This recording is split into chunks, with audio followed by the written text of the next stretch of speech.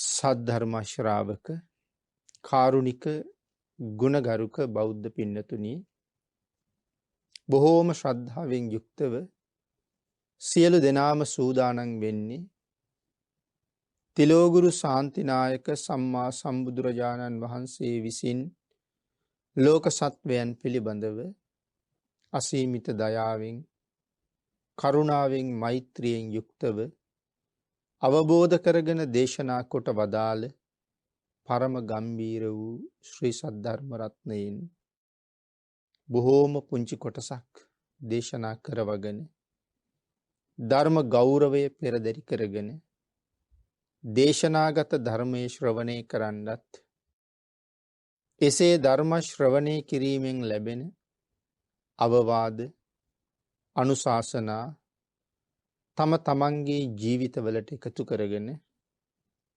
වඩාත් නිවැරදි මෙලව ජීවිතයක් සකස් කර ගන්නත් නිවැරදි වුණ මෙලව ජීවිතයක් තුළින් සුගතිගාමී වූ පරලොව ආයති භවයකින් සැනසෙන්නත් අවසානයේ ප්‍රාර්ථනා කරන බෝධියෙන් සැප සහිත ප්‍රතිපදාවෙන් ඊටම ඉක්මන් භවයක උතුම් චතුරාර්ය සත්‍ය ධර්මය අවබෝධ කරගෙන මේ සංසාරයෙන් ඈතර වීමේ බලාපොරොත්තුවත් ඇතුව ඒ උතුම් බලාපොරොත්තු උතුම් ප්‍රාර්ථනා ඒ ආකාරයෙන්ම මුදුන්පත් කර ගැනීම සඳහා උතුම් වූ ධර්ම දානානි සංසයත් ධර්ම ශ්‍රවණානි සංසයත් තම තමන්ගේ ජීවිත කාලය තුල රැස් කරගත් අනිකුත් සියලුම කුසල ධර්මයන්ගේ ආනිසංසයත් හේතු වේවා කියලා ප්‍රාර්ථනා කරමු. පින්නතුනි අද ධර්මදේශනාවේ මාතෘකාව හැටියට මම යොදා ගන්න කල්පනා කළේ තිලෝගුරු සම්මා සම්බුදුරජාණන් වහන්සේ ලෝක සත්වයන් සම්බන්ධයෙන් අසීමිත කරුණාවෙන් දයාවෙන් මෛත්‍රියෙන් යුක්තව අවබෝධ කරගෙන දේශනා කොට වදාළ තවත් උතුම් ගාථා රත්නයක්. මේ ගාථා රත්නය දේශනා කොට වදාළි සවැත් නුවර ජේතවනාරාමේ වැඩ ඉන්න කාලේ අපුත්තක කියන සිටුවරයා නිසා කොසල් මහ රජුරවන්ට හනන්ති බෝගා දුම්මේදං නෝචේ පාර ගවේසිනෝ බෝග තණ්හාය දුම්මේදු හන්ති අඤ්ඤේව අත්තනන්ති. විශේෂයෙන් දේශනා කොට වදාළේ තණ්හාව කියන ධර්මතාවය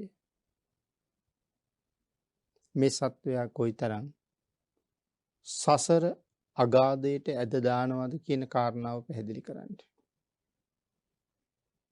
ගාථා රත්නයේ සරල තේරුම තමයි හනන්ති බෝගා දුම්මේදං භෝගයෝ අඥානය නසනවා. හනන්ති කියලා කිව්වේ ඒකයි.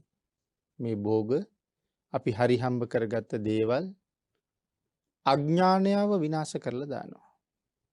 ඒ කියන්නේ භෝගයන් විසින් ධනය විසින් අඥානයව නසනවා. ඒතු අඥානය විසින් ධනය නසනවා කියන කාරණාව නෙමෙයි. ධනය විසින් අඥානයව නසනවා. හනන්ති බෝගා දුම්මේදං කියලා කිව්වේ ඒකයි. නෝචේ පාර ගවේසිනෝ නිවන් මඟ වහලා දානවා. භෝග තණ්හාය දුම්මේදු අඥානයට තියෙන මේ භෝග තණ්හාව හන්ති අඤ්ඤේව අත්තනන්ති තමන් විසින් අනුන් නසනවා වගේ මේ තණ්හාව විසින් තමාව නසනවා. ගාථා රත්නයේ සරල තේරුමයි අපි ඒ විදිහට සිහිපත් කරන්න යෙදුනේ. භෝගයෝ අඥානය නසත් පරතර සොයන සුළු පුජ්‍යලයන් නොනසත් අඥානතමේ අනුන් නසන්නෙකුමෙන් තමාව නසා ගන්නවා තෘෂ්ණාව නිසා. එතකොට මේ වාගේ ගාථා රත්නයක් භාග්‍යතුන් වහන්සේ දේශනා කොට වදාළේ කොයි වාගේ කාරණාවක් නිසාද? මොකද්ද හේතුව? අපි ඒ පිළිබඳව ටිකක් සාකච්ඡා කළොත්. සවැත් නුවර රජකම් කරපු මහරජුරුවෝ කොසල් රජුරුවෝ. සාමාන්‍යයෙන් කොසල් රජුරුවෝ දවසකට දෙපාරක්වත් භාග්‍යතුන් වහන්සේ මුණ ගැහෙන, භාග්‍යතුන් වහන්සේ වඳින රජ කෙනෙක් හැටියට තමයි සඳහන් කරන්නේ. අනික භාග්‍යතුන් වහන්සේත් එක්ක බොහෝම ළඟින් ඇසුරු කළා කොසල් රජුරුවෝ. කොසල් රජුරුවෝ එක දවසක් භාග්‍යතුන් වහන්සේ වැඳගන්න යන වෙලාවේ වෙනදට වඩා බොහෝම දවල් වෙලා තමයි වන්දනාවට ගියේ. ඒ වෙලාවේ බුදුරජාණන් වහන්සේ අහනවා මහරජය මේ තරම් මද්දහනේ මෙහාට ආවේ මොන හේතුවක් නිසාද? ඇයි අද දවල් වුණේ? සඳහන් කළා ස්වාමීනි සවැත් නුවර සිටුවරයා මරණයටපත් වුණා. මේ සිටුවරයා හැඳින්වුවේ අපුත්තක සිටු කියලා. අපුත්තක සිටුවරයා මරණයටපත් වුණා. ස්වාමීනි සිටුවරයාට දරුවෝ නෑ. ඒකයි අපුත්තක කියලා කියන්නේ. සිටුවරයා සන්තක මහා ධනස්කන්ධයක් තිබුණා.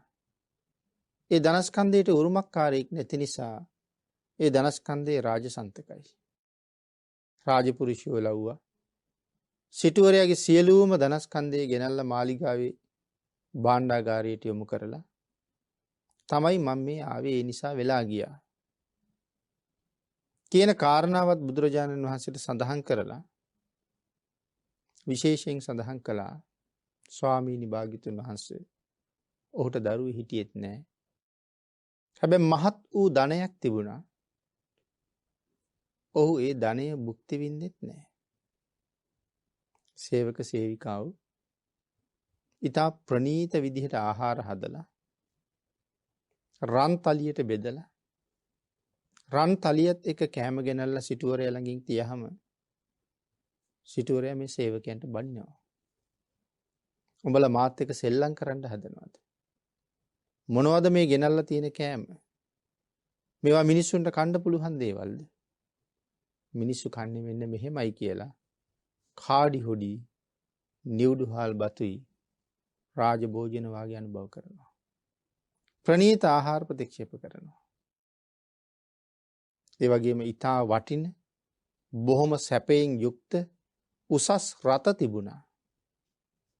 ඒ වාගේ උසස් රතයක් එදා කාලේ තිබිච්ච වටිනාම වස්ත්‍ර කෝසෙය්‍ය පිලි, පටපිලි, කම්බල මේ වාගේ වස්ත්‍ර වටිනා ආභරණ ඉහළ ගන්න ඊටාම හොඳ කුඩයක් ගෙනල්ලා දුන්නහම මොහු බනිනවා. දිරපු පරණ වෙච්ච සැපයක් නැති කරත්තයක් තමයි තෝරගන්නේ ගමන් යන්න. හිසට ඉහළන්න ගෙනල්ලා දුන්න හොඳ වටිනා කුඩ පාවිච්චි කළේ නෑ. පත්කඩයක් ඔළුවේ දා ගන්නවා. වටිනා සැප සහිත වස්ත්‍ර ගෙනල්ලා දුන්නහම ඒවා ප්‍රතික්ෂේප කරලා හන නූල් වලින් වියාපු වස්ත්‍රයක් ඇඳ ගන්නවා. ස්වාමීනි මෙහෙම තමයි සිටුවරයාගේ ජීවිතය ගෙවුනේ.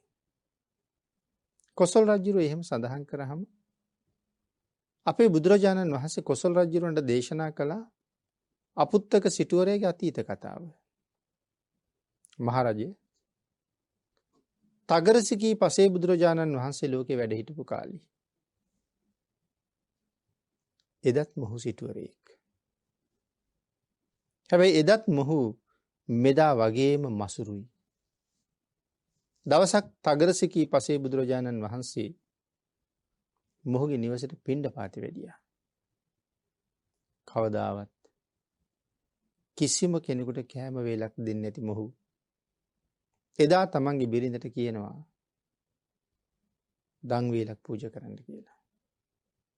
දන් වේලක් පූජා කරන්න කියලා බිරිඳට කියලා සිටුවරයා නැගිටලා ගෙදරින් යනවා. හැබැයි බිරිඳ කල්පනා කළා මොහුත් සමග විවාහ වෙලා ආවත් ආවමයි. දෙන්න කියන වචනේ ওই කටින් පිට වුණේ අදයි. අවස්ථාව ලැබුණ වෙලාවේ උපරිම ප්‍රයෝජන ගන්න ඕනේ කියලා හිතලා ඊටාම ප්‍රණීත ආහාර පාන සකසලා මනා දානයක් පූජා කළා. ගෙදරින් බහැරට ගියපු සිටුවරයා මගට වෙලා රැකලා ඉන්නවා. රැකලා ඉඳලා කල්පනා කළා මොනවද දන්නේ දන් දුන්නේ. දැන් ඒක බලන්න පාත්‍රය පෙන්වන්න කියන්න බෑනේ. ඒ නිසා භාග්‍යතුන් වහන්සේ වැඩියම ස්වාමීනි අද මොකවත් දාන්නට ලැබුණද කියලා පාත්‍රයට එබිලා බැලුවා. එතකොට ඔහු දැක්කා රස මස වලින් පිරිච්ච භෝජනයක් පාත්‍රය ඇතුලේ තියෙනවා. ඒත් එක්කම මොහුට හිතෙනවා අපොයි මෙච්චර වටිනා ආහාර මොහුට මොකට දන් දුන්නද? මොහු මේක පාත්‍රය ඇතුලේ දාගෙන ගිහිල්ලා හොඳට මේක අනුභව කරලා සැපට නිදාගනි. නමුත් මේ ප්‍රණීත කෑම වේල මගේ දැසි දස්සන්ට දෙන්න තිබුණා නම් උන් ලව්වා මට ටිකක් වැඩිපුර වැඩක් කරව ගන්න තිබ්බා.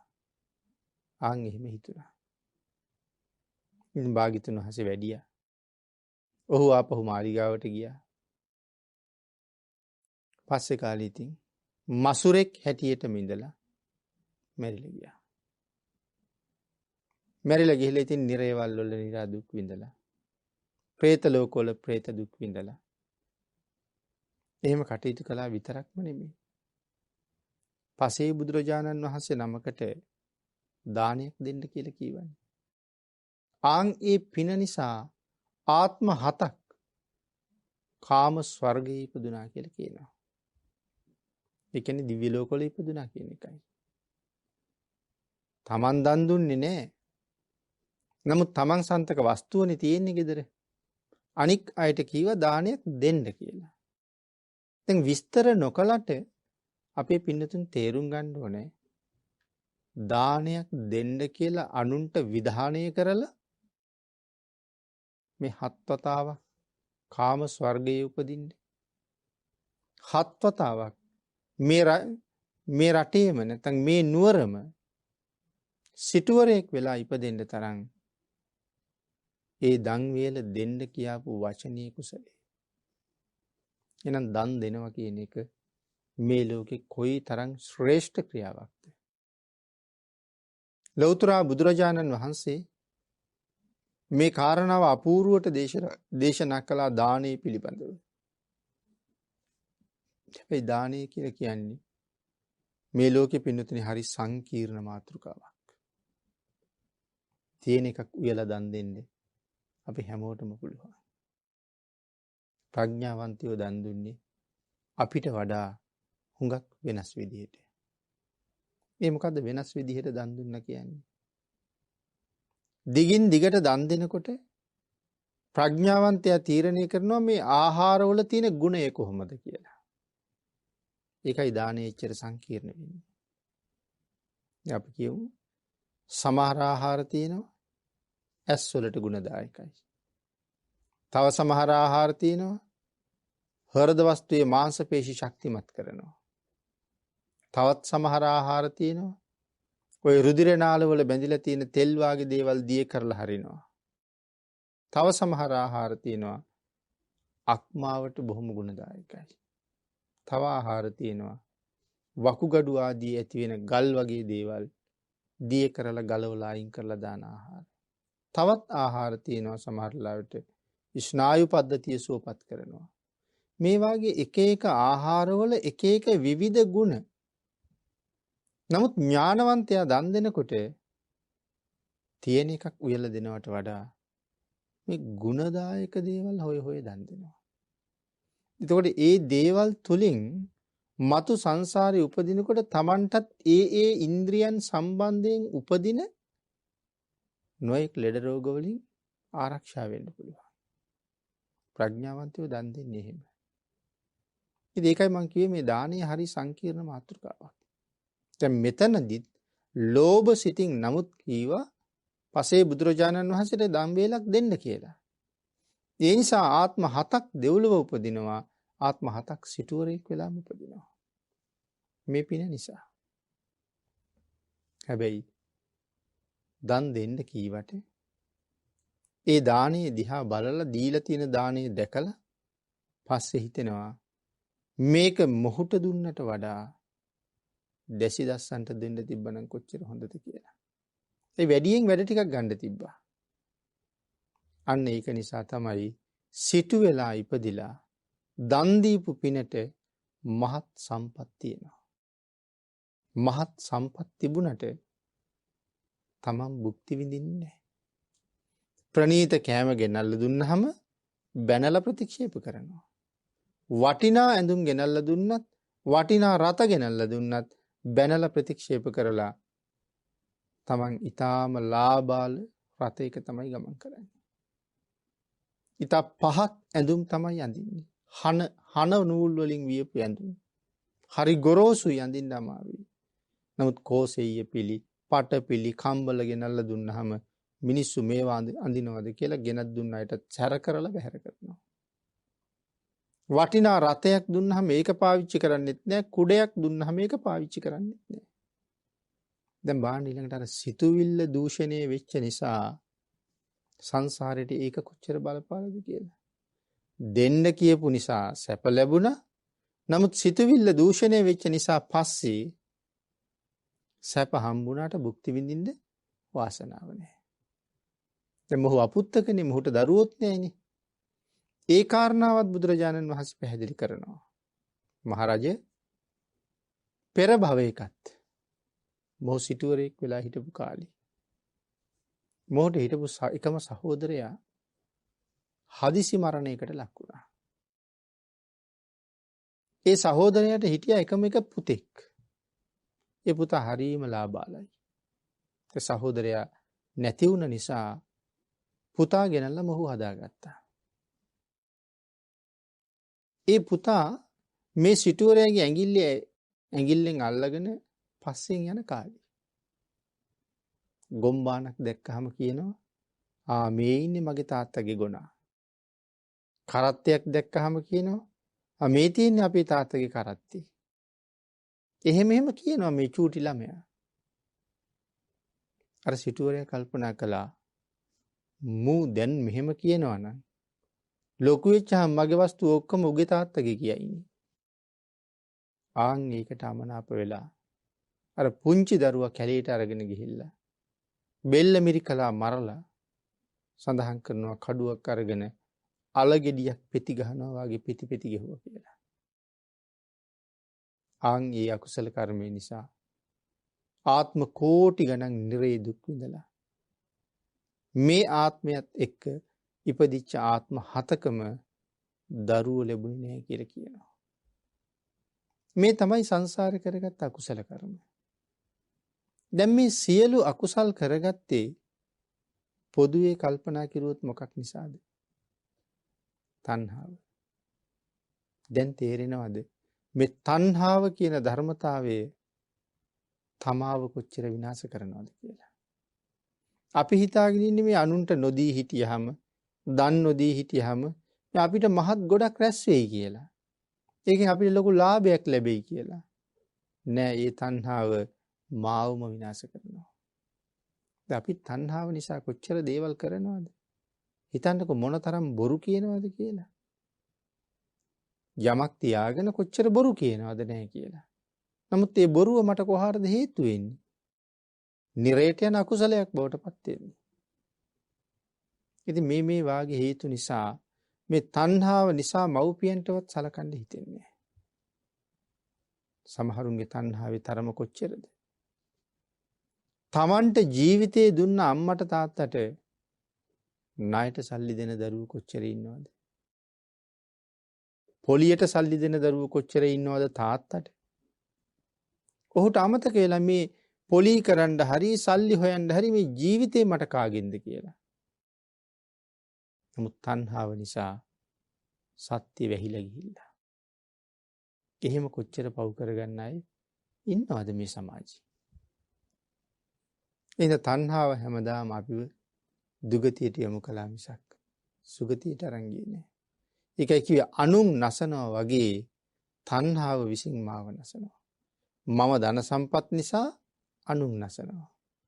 මගේ වස්තුව රැකගන්න සමහරට හොරෙන් ගන්න આવොත් ඒ අය මරනවා. සත්තු සිව්පාවු මරනවා. හේන් කුඹුරු වල කන නිසා. මේ වගේ නොයෙක් දේවල් කරලා මං අනුන් නසනවනේ ධනෙ නිසා. මම ධනෙ නිසා අනුන් නසනවා. අනුන් නසනසා මා රැස් කරපු ධනෙ මාව නසනවා. ඥානවන්තයා විතරයි ඔක තේරුම් අරගන්නේ. ඉතින් මේ කාරණාවත් රජුරවන්ට භාග්‍යතුන් වහන්සේ මනාව දේශනා කළා විතරක් නෙමෙයි. භාග්‍යතුන් වහන්සේ අන්තිමට සඳහන් කරනවා මහරජේ දැන් මේ තරම් සම්පත් මේ භුක්ති විඳගෙන එන්නේ තගරසිකී භාග්‍යතුන් වහන්සේට දානයක් දෙන්න කියලා බිරිඳට කියපු නිසානේ. හැබැයි ඒ වචනේ තුලත් ඔහු මහ කුසලයක් රැස් කරලා තමයි මේ ධන සම්පත් ලබන්නේ. හැබැයි එතන ඉඳලා මේ වෙනකන් ඔහු කරපු පිනක් නැහැ. ඉතින් තණ්හාව හින්දා දානයක්වත් දුන්නේ නැහනේ. එහෙනම් ඔහු කරපු පිනක් නැහැ. මෙතෙක් සංසාරේ ඔහුට රැස් වුණා නම් පිනක්.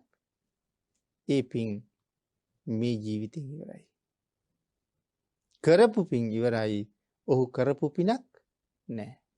ආන් ඒක නිසා අපුත්තක සිටුවරයා මැරිලා ගිහිල්ලා මහා රෞරව කියන නිරේ දැන් දුක් විඳිනවා කියලා සඳහන් කළා.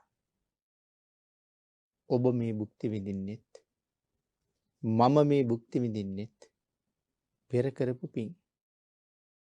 පෙර පින් මේ තියෙන්නේ. ඥානවන්ත වෙලා ඒක දැනගෙන හඳුනගෙන පෙර පින් ගෙවෙනවා. අලුතෙන් කුසල් රැස් කරන්න ඕනේ. මේ කරන්නේ පෙර පින් ගෙවලා දාන එක. අපි ජීවත් වෙනවා. අපි අනුභව කරනවා. අඳිනවා පළඳිනවා. ගමන් බිමන් යනවා. සැප සම්පත් විඳිනවා. මේ පෙර කරපු පින් නිසා. හැබැයි ඉතින් යමකින් යමක් ගන්න මොකද වෙන්නේ? ඉවර වෙනවා. මේ විදිහට විඳගෙන යනකොට මොකද වෙන්නේ? පෙර පින් ඉවර වෙනවා. එහෙනම් මේ ජීවිතේ මතු අනාගතයට ආයි පින් රැස් කරන්න ඕනේ. අපුත්තක අතින් ඒක උනේ නැහැ. ඒක නිසා පින් ඉවරයි.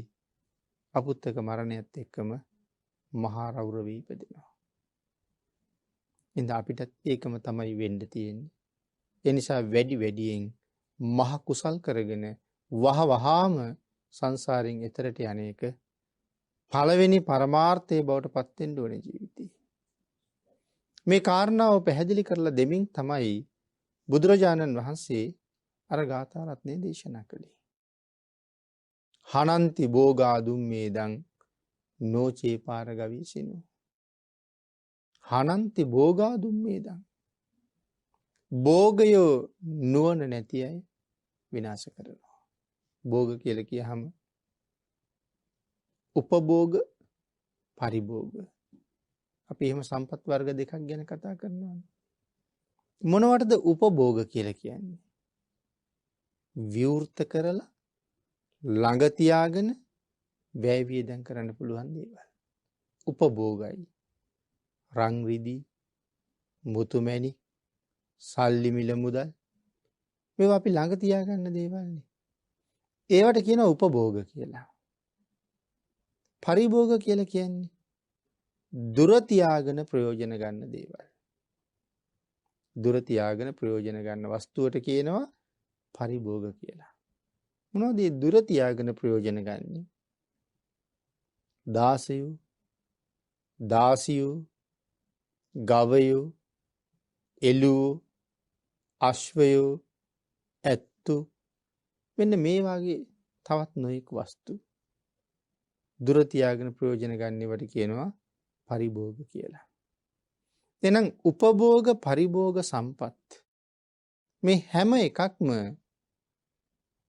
එහි අයිතිකරුවා අඥානියෙක් නම් ඔහුව නැසීම සඳහාම තමයි සූදානම් වෙලා ඉන්නේ. ඔහු රකින්න නෙමේ ඔහුව නසන්නයි සූදානම් වෙන්නේ.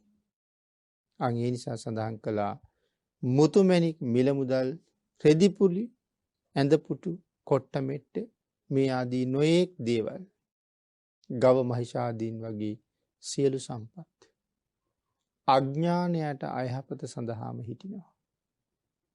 ඥානවන්තයා විතරයි මේ සම්පත් වලින් ඵල ලබන්නේ. මේ සම්පත් අපිට ලැබෙන්නේ පෙර පින් කරපු නිසානේ. ඒතකොට පෙර කුසල් කරපු නිසා ලැබෙන සම්පත්තිය නමුත් අද මම ළඟ ප්‍රඥාව නැත්තම් ඒක මට මහ හානියක්මයි කරන්නේ. මනා වූ සිහිය මනා වූ ප්‍රඥාව හැම කෙනාටම තිබිය යුතුයි. එළඹ සිටි සිහියෙන් හැම වෙලාවෙම ජීවත් විය යුතුයි කියලා භාග්‍යතුන් වහන්සේ දේශනා කරන්නේ. මේ නිසා එළඹ සිටි සිහිය කියන්නේ මොකද්ද? හැම වෙලාවෙම කාරණාව සම්බන්ධයෙන් මනා සිහියෙන් ඉන්නවා. අපි කියමු කෙනෙක් එක කතා කරනවා කියලා. ඒ කතා කර කර ඉන්නකොට මනා සිහියෙන් කතා කළේ නැත්තම් බොරු කියවෙනවා අපි ඇති. බොරු කියවුණා කියලා දන්නෙත් නෑ. ඒ සිහි නෑනේ. ඒ නිසා සිල් රකින්නවා කියලා හිතාගෙන ඉන්නවා දන්නේම නැතුව සිල් කැඩිලායි තියෙන්නේ. සිහිය ප්‍රඥාව මනාව තියෙන්නේ. කර සතිපට්ඨාන සූත්‍රයේ දේශනා කරනකොට පැහැදිලි කරනවානේ කුරු රට මිනිස්සු සමහර කෙනෙකුගෙන් අහනවලු මෑණියනි කිනම් සතිපට්ඨානයක් දරනවද? කිනම් සිහියක් පවත්වනවද? එහෙම එකක් නම් නෑ කියලා කිව්වොත් නින්දා කරනවා කියලා කියන්නේ. බනිනවා ඒ අයට. බැනලා මෙන්න මේ කාරණාව මෙනෙහි කර කර ජීවත් වෙන්න කියලා මේ සතිපට්ඨානයක් කියලා දෙනවා. ඇයි බුදුරජාණන් වහන්සේ සතිපට්ඨාන සූත්‍රයේ වගේ ගැඹුරුම දේශනාවක් කරන්න කුරු රටට වැඩි? කුරු රට හිටියේ මහ පුදුම නුවණ තියෙන මිනිස්සු. හරියට කොයි වගේද? උදාහරණයක් සඳහන් කරනවා. සිංහ තෙල් වගේ වටිනා තෙලක්. සාමාන්‍ය භාජනයක දාන්න සුදුසු නෑ. සමහර අය නම් කියන්නේ සිංහ තෙල් සාමාන්‍ය බඳුනක දාලා තියන්න බෑ කියලා. එහෙමනම් සිංහ තෙල් වගේ වටිනා දෙයක් බැහැලිය යුත්තේ ඒ වගේම වටිනා භාජනයක. වටිනා දෙයක් දාන්න ඕනේ වටිනා භාජනයකටනේ. එහෙනම් සිංහ තෙල් බහලන්නේ රත්තරන් භාජනයක් වගේ එකක. අන් ඒ වගේ තමයි සතිපට්ඨාන සූත්‍ර දේශනාව වගේ හරබර ගැඹුරු දේශනාවක් තැන්පත් කළ යුත්තේ ඒක දරන්න පුළුවන් සිහිය ප්‍රඥාව ඇති මිනිස්සුන්ගේ හදවත්වල. ඒකට සුදුසුම පිරිස කුරු රට ජීවත් වෙච්ච නිසා තමයි භාග්‍යතුන් වහන්සේ කුරු රටට වැඩි සතිපට්ඨානය දේශනා කරන්නේ. එහෙනම් මනාව සිහිය ප්‍රඥාව පවත්වන්න ඕනේ. සිහිය ප්‍රඥාව යම් තැනක මගෙන් ගිලිහෙනවද? ගිලිහෙන හැම මොහොතක්ම මට නපුරක් සඳහා යෙදෙනවා මිසක් සුගතියක් සඳහා යෙදෙන්නේ නැහැ. සිහි නැති වෙච්ච ගමන් අකුසලයක්ම තමයි කරන්නේ. අකුසලයෙන් වළකින්න නම් සිහියෙන්ම ඉන්න වෙනවා. ඒ නිසා මෙතන සඳහන් කරන්නේ සිහිය ප්‍රඥාව නැති තැන සත්‍යය තමන්ගේ විනාශය කරාමයි ගමන් කරන්නේ. දුම්මේද කියලා කියන්නේ නුවණ නැති මිනිස්සුන්ට. හනන්ති භෝගා දුම්මේදං. දුම්මේද නුවණ නැති මිනිස්සු. තෘෂ්ණාව වැඩිච්ච මිනිස්සු නුවණ නැති නිසාම මේ උපභෝග පරිභෝග සම්පත් හේතු කරගෙන සුගතියට දොර අරිනව නෙමෙයි දුගතියට පාර හදනවා. නුවණ නැති හින්දා. නුවණ නැත්තා මේ සම්පත් මට ලැබුණේ පෙර පින් කරපු නිසයි කියලා කල්පනා කරලා අදත් දන් දෙන්න පටන් ගන්නවා. නුවණ තියෙන කෙනා. නුවණ නැති කෙනා පෙර පිනින් හම්බෙච්ච වස්තුව පොඩි බැඳ බැඳ හංගනවා. ඒක නුවණ නැතිකම. නෝචේ පාර ගවීසිනෝ සඳහන් කළා පාර ගවීසි. පාර ගවීසි කියලා කියන්නේ නිවනට නමක්. නිවන් හොයන සුළු නුවණැතියා පාර ගවීසි. නිවනට මග හොයනවා. නිවනට මග හොයන නුවණැති පුජ්‍යලයා. විශේෂයෙන් මේ භවභෝග සම්පත් යොදාගෙන ඒ නිවන් මඟ පිරිසිදු කරනවා. පාර කියලා කියන්නේ නිවනට. පාර ගවේෂි කියලා කියන්නේ නිවන හොයන්න. එහෙනම් ඥානවන්ත නුවණක්කාර පුජ්‍යලයා උතුම් නිවන හොයාගෙන යන්න හැම වෙලාවෙම කටයුතු කරනවා. ඒ නිසා සඳහන් කරනවා මේ නිවන සසර දුක් නොයෙක් තැවිලි කනගාටු වේදනාවල් ආදී මේ සියලුම දේවල් සංසිඳවන්න සමර්ථයි. නිවනේ මොකවත් නැහැ. සියලු දුක් සංසිඳවනවා නිවන මගින්. සඳහන් කරනවා ඒ නිසා නුවණක් කාර්යයා තමන් සතු වස්තුව හොයාගෙන ඒ වස්තුව යොදාගෙන නිවන් දොර මැරගන්න කටයුතු කරනවා. භෝග තණ්හාය දුම්මේදු හන්ති අඤ්ඤේ වත්තනං. නුවණැත්තේ අනුන් නසන්නෙකුසේ භෝග තෘෂ්ණාවෙන් තමන් නසා ගන්නවා. මේ කරුණ පින්නතුනි තව තව එක එක දේශනාවල් වලින් සාකච්ඡා කරලා බැලුවොත් දැන් මේ තණ්හාව නිසා අපුත්තකට වෙලා තියෙන නපුර ඒ වගේම තමයි අර ආනන්ද සිටුවරයාගේ සිදුවීමත්. ආනන්ද සිටුවරයා කියන්නේ මහ පුදුමාකාර ධනස්කන්ධයක් තිබුණ කෙනෙක්. තමන් අනුභව කළෙත් නැහැ, පවුලේ අයට දුන්නෙත් නැහැ, දම්පින් සඳහා දුන්නෙත් නැහැ. මැරිලා ගිහිල්ලා කොහෙද ඉපදුනේ? මැරිලා ගිහිල්ලා ඔහු උපදින්නේ ඊටාම පහත් කුලයක කාන්තාවකගේ කුසේ. සැඬොල් කාන්තාවකගේ කුසේ තමයි උපදින්නේ. ඒ ඉපදුනහම ඒ සැඬොල් ගමටම කෑම නැතු වෙනවා. ඒ මිනිස්සුන්ට වැඩ නැතු වෙනවා. අන්තිමට තීරණය කරනවා අපි අතර මහ පව්කාරයෙක් ඉපදිලා ඉන්නවා. ඒ පව්කාරයා බැහැර කරන තාක්කල් අපිට ආයේ යහපතක් නම් වෙන එකක් නෑ.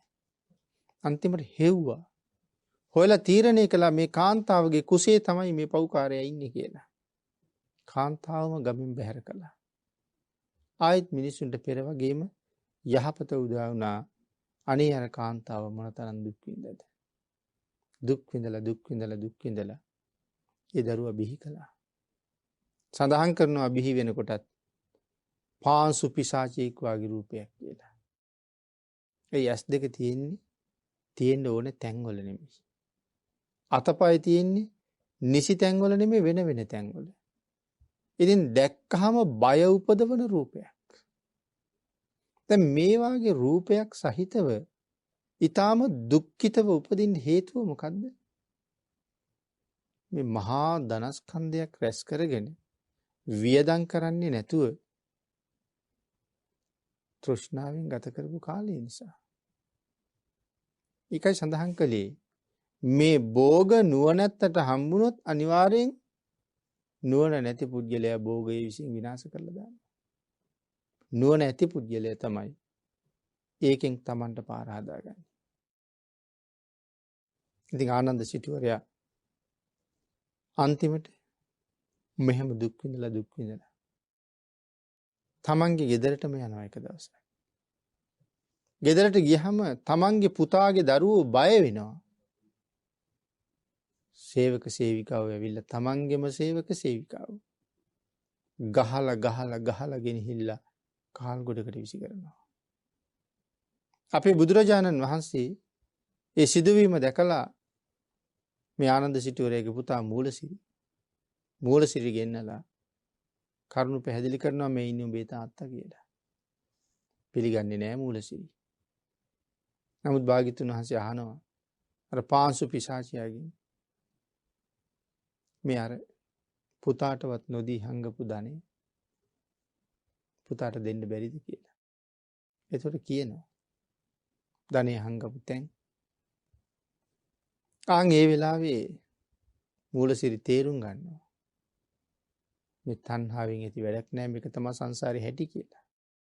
එදා ඉඳලා මූලසිරි මනාව දම්පැන් දෙන ශාසනය ඇසුරු කරගෙන කටයුතු කරන කෙනෙක් බවට පත් වුණා. ඉතින් මේ වාගේ තැන් වලින් වගේම තවත් නොයෙක් ධර්ම කාරණා පැහැදිලි කරලා තියෙනවා. තණ්හාව ඔහුට විපතක් කරපු හැටි. මොන තරම් තෘෂ්ණාව තියෙන ඉඳලා තියෙනවද? දැන් එහෙම බලහම අද අඩුයි. අර සමහර අය යමක් අනුභව කරන්න ආසාවක් තියෙනවා. නමුත් කියන්නේ නැහැ. කෑමට ආසයි කියන්නේ නැහැ. මොකද ඒ කෑම හදන්න ගියොත් පොඩි වියදමක් වෙන හින්දා. බලන්නකො තණ්හාවේ තරම කොහොමද කියලා. ඔබ මච්චරිය කෝසියේ සිටානුත් එහෙමයි. ජාතක පාළියෙත් එහෙම කාරණාවක් පැහැදිලි කරනවා. ඉතින් මච්චරිය කෝසියේ සිටානෝ අන්තිමට සුදු වැලි වෙනවා. සුදු මැලි වෙනවා. කල්පනාම කරලා අන්තිමට ඇහුවා මොකක්වත් ප්‍රශ්නයක්ද කියලා බිරිඳ. නෑ කියනවා. නමුත් ඇය අහලා අහගන්නවා හේතුව. මොකක්ද හේතුව? කැවුම් කණ්ඩ ආසයි. ඉතින් එහෙම සඳහන් කරලා කියහම ඇය කියනවා ඉතින් උයමුකෝ කැවුම් මේ තියෙන්නේ ඕන තරම් ධනෙ. මේ නගරෙටම දෙමුකෝ කැවුම් කියලා. උඹේ දීපලක් තියෙනවා නම් උයලා දීපන් මගේ වගෙන් දෙන්න එපා කිව්වා. ඊට පස්සේ කියනවා එහෙනම් අපේ ගෙදර ඉන්න දැසි දැස්සෝ ඔක්කොටම එක කැවුම් උයමු කියලා. ඒ වෙලාවෙත් බැන්න. අන්තිමට දේවිය කියනවා එහෙනම් අපි දෙන්නටයි අපේ ළමයිටයි උයමු කියලා. එතකොට අහනවා ළමයින්ටත් දෙන්න ඕනේද කියලා. බලන්න තණ්හා විතර. ඊට පස්සේ දේවිය කියනවා හා කමක් නැහැ. එහෙනම් අපි දෙන්නට විතරක් උයමුකෝ. ඒ වෙලාවේ අහනවා ඔබටත් ඕනේද කියලා. උයලා දෙන්නෙත් ඒ මිනිස්සයා. නමුත් අහනවා ඔබටත් ඕනේද කියලා. එහෙම තණ්හාව තිබිච්ච අය ඉඳලා තියෙනවා. සමහර කෙනෙක් මාලිගාවේ උයන්නෙත් නැතුව හැංගිලා ගිහලා කැලේ තමයි උයාගන්නේ. එයි මේ මාලිගාවේ අයවත් දකි කියලා. කැලේ උයා ගන්නවා. ජාතක පාළිය හරි අපූර්වට එක පැහැදිලි කරලා තියෙන තැනක් තියෙනවා. නමුත් අන්තිමට සක්‍ර දේවේන්ද්‍රයෝ එතෙන්ට ඇවිල්ලා උයාගත් එකවත් ඔහුට දෙන්නේ නැහැ. ඒකක් පිරිසක් ගෙනල්ලා භුක්ති විඳිනවා. මේ තෘෂ්ණාව නැති කරන්න හදාපු උපක්‍රමයේ. ඉතින් මේ කාරණාවලට අනුව සඳහන් කරන අපි ළඟ තියෙන මේ නිමක් නැති අසීමාන්තික තණ්හාව මේ සංසාරේ පුරා කවදාවත් මාව සුවයක් කරා නම් ගෙනියන්නේ නැහැ. සසර අනාදිමත් කාලයක් නිමක් නැති දුක්ඛන්දරාවක අතරමං කරනවා. ආන් ඒක නිසා මේ තෘෂ්ණාව වහවහ නැති කරන්න. ඒ තෘෂ්ණාවෙන් වහවහ අත මිදෙන්නම තමයි කටයුතු කළ යුත්තේ. යමෙක් තෘෂ්ණාවෙන් මිදෙන්න මොකද වෙන්නේ? ඔහුට ලැබෙන භවභෝග සම්පත් වල ප්‍රමාණය වැඩි වෙනවා. දැන් අපි පෙරපිනට හම්බ කරලා වියදම් නොකර ඉන්නවා. නමුත් එහෙම නෙමෙයි. පෙරපිනෙන් හම්බෙච්ච දේ වැය වියදම් කරලා දන් දුන්නාම Tamanට මතුවට ඊට වඩා වැඩියෙන් හම්බ වෙනවා කියන එක මේ ලෝකේ න්‍යාය ධර්මයක්. භාග්‍යතුන් වහන්සේක මනාව දේශනා කළා. ආන් ඒක නිසා අත්හැරලා දෙන්න. අත්හරින්න ලැබෙන එක මේ ලෝකේ තියෙන ආශ්චර්යයක්. හැබැයි ලබන්න හිතාගෙන අත්හරින්න එපා. එහෙමත් හරියට ලැබෙන්නේ නැහැ. කෙලින්ම අත්හැරලා දාන්න. දැන් ලබන්න හිතාගෙන අත්හරිනවා කියලා කියන අත්හැරලා නැහෙනේ. ආයෙත් ලබන්නනේ කල්පනාව නැහැ. එපාමයි කියලා අත්හැරලාම දාන්න. එහෙම අත්හැරියහම ලැබෙන්න පටන් ගන්නවා. ආන් ඒ නිසා අපි යමක් හොයා සපයා ගත්තා නම් ඒ පෙර දීපු දානේ ප්‍රමාණයට තමයි හම්බෙලා තියෙන්නේ. ඊට වඩා මට හම්බෙන එකක් නැහැ. ඊට වඩා ඉතින් හම්බ කරගන්න වෙනත් විවිධ විකල්ප උපක්‍රම යොදලා තවත් බොහොම මහන්සි වෙන්න වෙනවා. නමුත් පිනේ මහිමෙන් හම්බ වෙනදී නිකම්ම වගේ හම්බ වෙනවා. පෙර පිනටනේ හම්බ වුනේ. එහෙනම් මේ ජීවිතේ වහවහ පින් කරන්න ඕනේ. ආන් ඒ නිසා මේ ශ්‍රේෂ්ඨ මනුස්ස ජීවිතය කියලා කියන්නේ මතු අනාගතයේ උපදින ආත්ම කෝටි ප්‍රකෝටි ගානකට හම්බ කරගන්න පුළුවන් වටිනා ජීවිතයක්. අනාගතයේ වෙනුවෙන් හම්බ කරන්න පුළුවන් ජීවිතයක් මේක. ඉතින් ඒ ගැන දක්ෂින විභංග සූත්‍රයේ තමයි මනවින්ම පැහැදිලි කරලා තියෙන්නේ. ආන් ඒ නිසා ඒ තරම් වටින ශ්‍රේෂ්ඨ සම්මාදිට්ඨික මනුස්ස ජීවිතයක් ලැබිලා තියෙන වෙලාවේ භාග්‍යතුන් වහන්සේ දේශනා කළා නම් තෘෂ්ණාවෙන් ඉවත් වෙන්න කියලා. මේ තණ්හාවෙන් අයින් වෙලා වහවහ කුසල් පූර්ණේ කරලා සතර අපායෝත්පත්තියකට යන්නේ නැතුව සංසාර ගමන නිවන් දකින්න තාක්කල් සාපිපාසාදී දුකකට සතර අපාය ආදී දුර්ගතියකට භාජනය නොවි අනුන්ගෙන් වෙන කිසිම කරදර උපද්‍රවයකට භාජනය නොවි සසර මඟ කෙරවල කරගන්න මේ උතුම් අවස්ථාවෙන් ප්‍රයෝජන ලබන්න ශ්‍රේෂ්ඨ සම්මා සම්බුද්ධ ශාසනය ලැබිලා තියෙන වෙලාවේ වහවහ ශාසනය තුලින් සසර කෙරවල දකින්න තුනුරුවන්ගේ ආශිර්වාදයෙන් අපි සියලු දෙනාටම භාග්‍ය වාසනාව උදා වේවා කියලා ප්‍රාර්ථනා කරමු